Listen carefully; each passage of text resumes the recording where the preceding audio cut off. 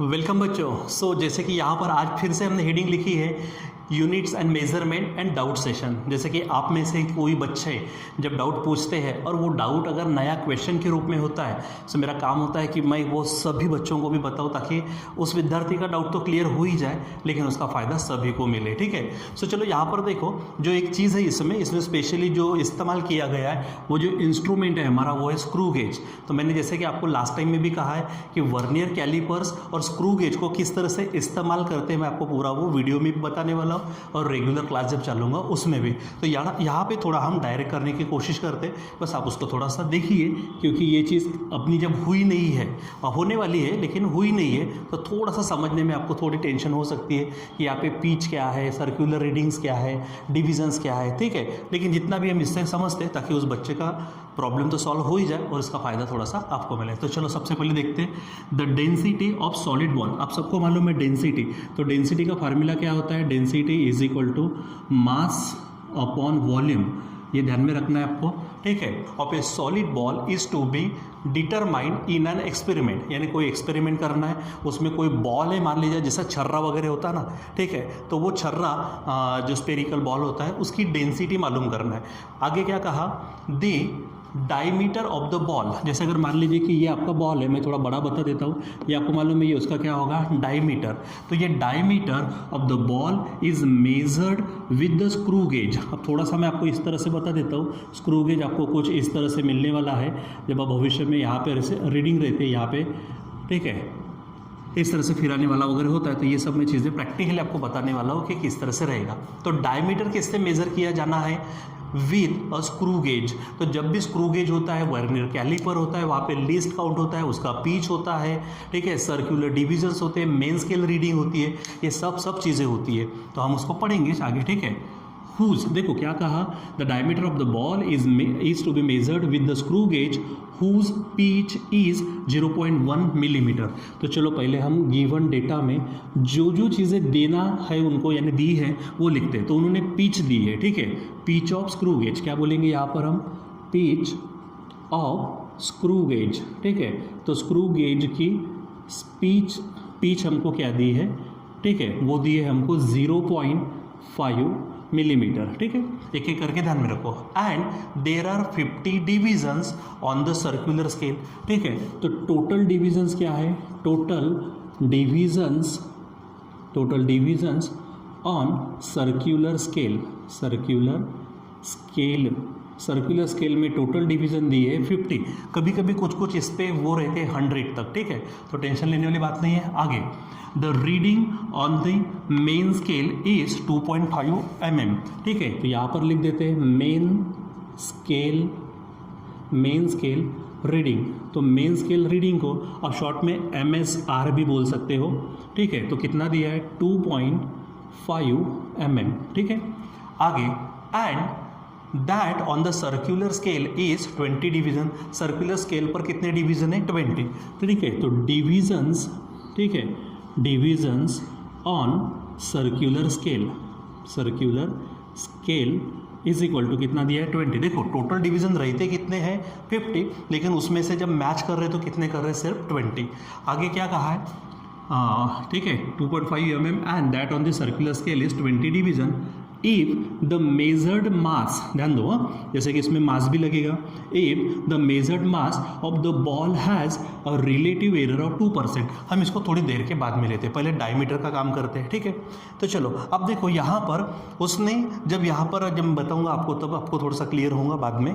ठीक है, तो अभी फिलहाल अपने पास ये है ही नहीं, लेकिन जैसे भी मैं इसको परचेस करके लाने वाला हूँ स्पेशली आपको बताने वाला हूँ वर्नियर कैलिपर्स और स्क्रू गेज के बारे में। ठीक है, तो देखो पीछे हमारे पास में ये टोटल डिवीजन से ये, तो पहले हम लीस्ट काउंट निकालते। पहले क्या निकालते? Least count. ठीक है, तो हम यहाँ पे बोलेंगे लीस्ट काउंट। ठीक है, तो यहाँ पर मेन हमारा कौन है? हमारे पास स्क्रू गेजेस है, तो least count for screw gauge बोलने की जरूरत नहीं, डायरेक्ट बोलेंगे लीस्ट काउंट। तो लीस्ट काउंट का फार्मूला ध्यान में रखना, पीच अपॉन डिविजन्स। ठीक है, पीच अपॉन क्या बोलेंगे? डिविजन्स। तो टोटल पीच उसकी और डिवीजन। तो पीच कितनी है? पीच कितनी दी है हमको? देखो पीच कितनी है?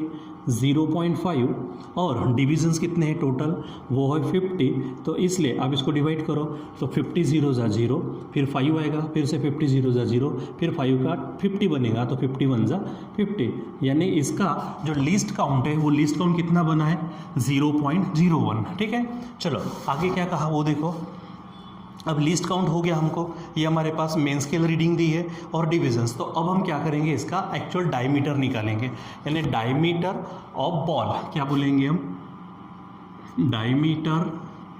डायमीटर ऑफ बॉल, ठीक है, इज गिवन बाय या फिर इज मेजर्ड बाय, ठीक है, इज मेजर्ड एज, सो समझो मैं इसको डी कहता हूँ, ठीक है। तो यहाँ पे होता क्या है, पहले मेन स्केल रीडिंग, ठीक है, क्या बोलेंगे आप, मेन स्केल रीडिंग प्लस, ध्यान में रखो मेन स्केल रीडिंग हो गई, फिर उसके बाद में लीस्ट काउंट, उसके बाद क्या करेंगे आप, लीस्ट काउंट इनटू डिविजन्स, ये ध्यान में रखो, ठीक है। यानी हमको जो मेन डायमीटर निकालना है तो कैसे मिलेगा, तो पहले मेन स्केल रीडिंग, फिर लिस्ट काउंट, और लिस्ट काउंट को मल्टीप्लाई करना नंबर ऑफ डिवीजन से, ठीक है। So D is equal to क्या होगा, देखो D is equal to main scale reading, देखो मेन स्केल रीडिंग कितनी आई है 2.5 प्लस लिस्ट काउंट कितना बना है 0.01 इंटू डिविजन्स, तो वो डिवीज़न कितने, देखो टोटल डिवीज़न नहीं, वो तो रहते हैं, लेकिन हमें मिले कितने डिविजन्स ऑन सर्कुलर स्केल मिले 20, ठीक है। चलो सॉल्व करो इसको, तो ये 2.5 प्लस 21 ज़ा 20, 2 घर के बाद पॉइंट, यानी यहाँ पॉइंट आएगा, इसको हटा दो, यानी ये बनेगा 2.7 मिलीमीटर, तो आपको डायमीटर मिल गया 2.7 मिलीमीटर, ठीक है। दूसरी बात, अब इसमें क्या करेंगे हम, विचार करते हैं एरर का, तो एरर इन डायमीटर, क्या बोलते हैं हम, एरर इन डायमीटर, क्योंकि हमारे पास में स्क्रू गेज है, कोई भी चीज़ ले लो एरर मिलती है, तो एरर इन डायमीटर उसको मैं कहूँगा delta D is equal to least count, is equal to क्या कहेंगे हम, लीस्ट काउंट जितना रहेगा उतनी एरर ध्यान में रखना, तो डेल्टा डी लीस्ट काउंट कितना है हमारे पास 0.01 मिलीमीटर, तो यही उसमें क्या रहने वाली है, एरर, ठीक है। चलो अब हमारे पास में और क्या दिया वो देखते हैं, देखो डी मिल गया, उसमें एरर मिल गई, अब आगे क्या कहा था उसने, if the measured mass of the ball has relative error of 2%, तो मास में रिलेटिव एरर, तो रिलेटिव एरर कैसे लिखेंगे हम, relative error in mass upon mass, याद है, इज इक्वल टू कितना दिया है 2%, परसेंट में दिया, ध्यान में रखना, ये डायरेक्ट दिया, लेकिन हमको निकालना होता तो 100 से मल्टीप्लाई करते हैं। आगे द रिलेटिव परसेंटेज एरर, ध्यान रखो percentage error, relative percentage error in the density is, आपको क्या निकालना है, relative percentage error in the density, ठीक है। तो पहले हम डेंसिटी का फार्मूला लेते हैं, नाउ बताओ डेंसिटी, तो डेंसिटी का फार्मूला बताओ क्या है, density is equal to mass upon volume, mass upon volume. अब डेंसिटी के लिए हम रो यूज़ करते हैं, ये ई हो गया, इसको थोड़ा सा ऐसा झुका देना, तो रो इज इक्वल टू यम यानी मास, और वॉल्यूम का समझो वी। अब वॉल्यूम किसका है, बॉल का, तो मास तो जो है सो रहेगा, लेकिन बॉल का वॉल्यूम यानी स्पीयर का वॉल्यूम, और स्पीयर का वॉल्यूम क्या रहता है यहाँ पर 4/3 पाई आर क्यूब, यहाँ पे आर रेडियस है, अब ये यम है मान लो, तो ये 4/3, ठीक है, यहाँ पे ढंग से लिखेंगे हम 4/3 पाई। आपको मान लो मैं डायमीटर की बात करते तो ट्वाइस ऑफ रेडियस रहता, अब रेडियस क्या हो जाएगा d/2, तो रेडियस की जगह पे क्या रखेंगे हम, डायमीटर अपॉन 2 और उसका क्यूब। इसको सॉल्व करते जाएंगे तो ये मास है, यहाँ पर है 4/3 पाई, d का क्यूब होगा अपॉन 2 का क्यूब होगा 8, इसको और सॉल्व करो तो यम अपॉन 4, इसको कट करेगा तो पाई d क्यूब अपॉन 4 2 ज़ा 8, 2 बचे 2 3 ज़ा 6, तो 6 समझो ऊपर चला जाएगा, यानी rho is equal to 6m upon pi D cube, ऐसा है। तो बात यह है कि ये जो 6 और पाई है ये हमारे नंबर्स है, तो नंबर्स में एरर नहीं रहेंगे, क्योंकि वो जो है सो रहेंगे, यानी एरर की जब हम बात करते हैं तो एरर या तो मास में रहेंगे या फिर डायमीटर में रहेंगे, ठीक है। सो अब हम बात करते हैं कि हमारे पास में एरर की बात करते हैं, तो जैसे z इज इक्वल टू क्या था, ठीक है, हमारे पास में A z is equal to A B था, याद है, तो हमारे पास delta z upon z is equal to क्या था, delta A upon A plus delta B upon B, ऐसी एरर रहती थी। अगर बी नीचे आता तो भी ऐसा ही रहता था, हमने ऐसा कहा था। और अगर हम यहाँ पे मान लीजिए कोई पावर है यम है और यहाँ पे बी का पावर यन है तो पावर सामने लिखते थे, ये सब हम पढ़े हुए, तो आप इसको बराबर ध्यान में रखेंगे, ठीक है। तो नाउ क्या बोलेंगे, now relative error, relative percentage error in the density of ball is given by, ठीक है। तो यहाँ पर लिखेंगे रिलेटिव एरर, देखो मास में रिलेटिव एरर डेल्टा यम अपॉन यम, तो यहाँ पर लिखेंगे डेल्टा रो अपॉन रो, ठीक है, इज इक्वल टू, ठीक है, यहाँ पे डेल्टा यम अपॉन यम समझो प्लस, अब यहाँ पर देखो, यहाँ पर ये यम हो गया, ये 6 और पाई को छोड़ ही दो, 6 और पाई को छोड़ दो, यानी दो ही क्वांटिटी को एक ही यम, तो यहाँ क्या हो जाएगा डेल्टा यम अपॉन यम। अब यहाँ पे डी क्यूब है यानी पावर, तो पावर सामने लिखना था, और डेल्टा डी अपॉन डी हमको लिखना पड़ेगा, हमने ये पावर्स के एरर में हमने देखा था, ठीक है। चलो अब सॉल्व करो यहाँ पर, तो ये हमारे पास क्या है 2% है प्लस ये 3, ठीक है। अब 2% ऐसा लिखने की ज़रूरत नहीं है, सिंपल 2 लिखो प्लस ये 3, जब इसको सॉल्व करेंगे तो लिखना, तो डेल्टा डी, अब मुझे बताओ डेल्टा डी, और यहाँ पे आप परसेंट का साइन दे दो, ठीक है। सो अब ये 3 हो गया, ये डेल्टा डी, अब बताओ डेल्टा डी का है, डेल्टा डी है ये क्या है 0.01 अपॉन डी क्या है, डी है 2.7, ठीक है, इनटू परसेंट एरर के लिए 100 लिखेंगे हम, तो यहाँ पे 100 हो जाएगा। सॉल्व करो तो ये 2 है प्लस 100 1 जा 100, ठीक है, 2 घर के बाद पॉइंट, यानी यहाँ पे बचेगा 1, ठीक है, अपॉन 3 0 जा 0, 27 3 9 जा, ठीक है, यानी क्या हो जाएगा ये 2 प्लस पॉइंट गया रे गया, 0 आया ये, तो बोलो ये 2 प्लस 9 1 जा 9, बचा 1, फिर से 10, 9 1 जा 9, फिर से 1, फिर से 1 1 आते जाएगा 1 1, तो आप एक घर ले लो, ख़त्म करो।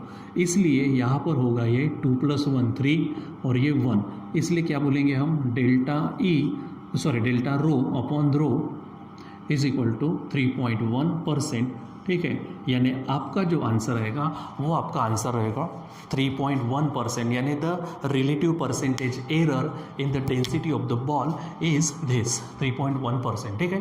तो बच्चों यहाँ पर इस तरह के क्वेश्चंस भी हम देखने वाले, एक्चुअली हमारे स्टेट बोर्ड और स्टेट बोर्ड के थोड़ा सा ऊपर उठते हैं, तो वहाँ पे जो क्वेश्चंस मिलते हैं उस टाइप का हमको आता है, इसलिए तो हम कह रहे हैं कि यहाँ पे जितना ज़्यादा हम इस बार मेहनत लेंगे, हम आपको बहुत बार बार ये कह रहे हैं कि इस बार आप 2 साल के लिए हमारे पर भरोसा रखिए, हर एक चीज़ को समझिए, आपके डाउट है ये है वो है, सब हम कोशिश करेंगे, मिलकर यहाँ पे काम करेंगे, और 2022 का जो रिज़ल्ट लगेगा वो रिज़ल्ट सचमुच देखने लायक होगा, और देखते ही बनेगा कि नहीं ये है रिज़ल्ट। बस एक भरोसा हम पे, एक खुद पे विश्वास, और बहुत ज़्यादा मेहनत की ज़रूरत है, कंटिन्यूस प्रैक्टिस की ज़रूरत है, बहुत ज़्यादा मेहनत, ठीक है। तो इसके बारे में कभी बाद में बात करेंगे। और जैसे कि मैंने कहा वर्नियर कैलिपर्स रहे कि स्क्रू गेज रहे, किस तरह से हैंडल करते हैं, क्या करते हैं, वो सब हम प्रैक्टिकली देखने वाले, ठीक है।